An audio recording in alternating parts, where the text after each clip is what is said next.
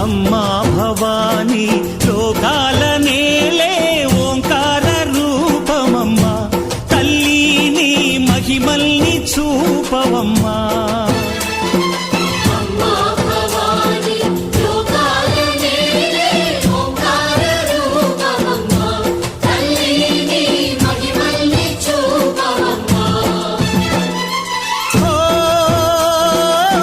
సృష్టికే దీపమా, శక్తికే మూలమా, సింహరథమే నీదమ్మా.